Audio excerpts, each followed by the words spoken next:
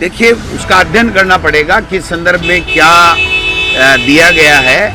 लेकिन मैं ये कहना चाहता हूँ कि ये जो आज जो अभिभाषण पढ़ा गया है उस पर ही मैं अपनी बात 2 मिनट और रखूंगा कि इन्होंने तो कह दिया अपराध मुक्त हो गया है, भ्रष्टाचार मुक्त राजस्थान हो गया है, अकाल मुक्त हो गया है और राम राज कायम हो गया है।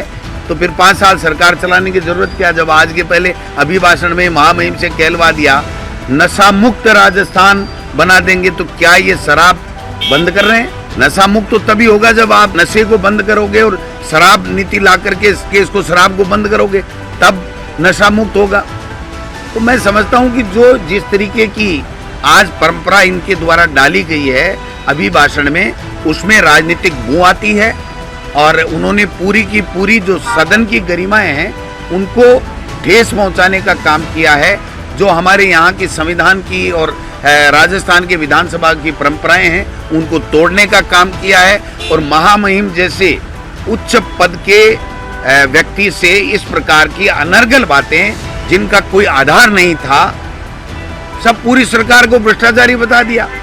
तो फिर आप बैठे क्या कर रहे हो 1.5 महीने में? आप बताओ, कभी आपका हीटर का तार जल रहा है, कभी आपको धमकी मिल रही है, कभी आपको सत श्री अकाल की जगह सत अकाल निकल रहा है, कभी आप भ्रष्टाचार पूरा का पूरा करेंगे राजस्थान में, ये मुख्यमंत्री के श्रीमुख से निकल रहा है, कभी प्रधानमंत्री नरेंद्र मोदी जी को वो जो श्रद्धांजलि दे रहे हैं। तो ये हो क्या रहा है इस राजस्थान में? मुझे लगता है कि जो पर्ची से मुख्यमंत्री बना है उनका कोई विजन नहीं है, उन्होंने कोई किसी तरह का उनसे कोई पूछताछ नहीं होती है।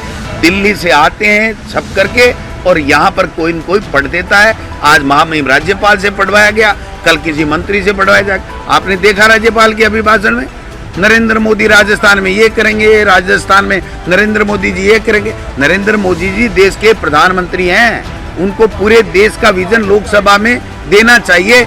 यहाँ पर ये राजस्थान की सरकार जो भजन लाल जी के नेतृत्व में बनी है उनका क्या विजन है वो पेश करना चाहिए। वो विजन पेश नहीं कर पाए तो फिर राज्यपाल जी क्या कर रहे थे? राज्यपाल जी ने कभी चिट्ठी लिखी, कभी अपनी आपत्ति दर्ज कराई। यही राज्यपाल जी पिछला अभिभाषण पढ़ लीजिए, इन्होंने कहा ये जो मुख्यमंत्री चिरंजीवी योजना है ना, स्वास्थ्य बीमा योजना, ये इतनी शानदार है, इतने कारगर है, इतने लोगों को लाभ दे रही है, तो वो कहाँ से फिर कैसे कह दिया उन्होंने? उसके तो आंकड़े थे। आज इस प्रकार से भ्रष्टाचारी सारी योजनाओं में भ्रष्टाचार बता दिया, उनके पास कोई आंकड़े मौजूद थोड़ी थे। उनको तो मैं कह रहा हूं ना, ये पूरे 5 साल सरकार दिल्ली से चलेगी, इससे बड़ा दुर्भाग्य इस प्रदेश का कोई नहीं हो सकता। मैं कह रहा हूं ना, झूठ का पुलिंदा पड़ा है उन्होंने।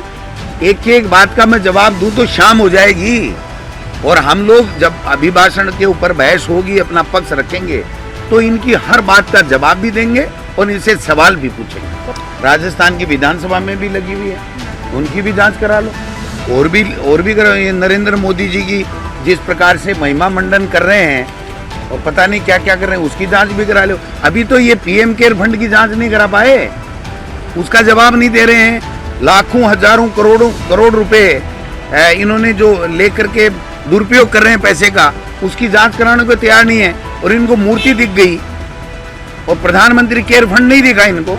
क्या तमाशा बना रखा है इन्होंने। देखेंगे आने वाले समय में, देखना जच के फटकारी चेपेंगे।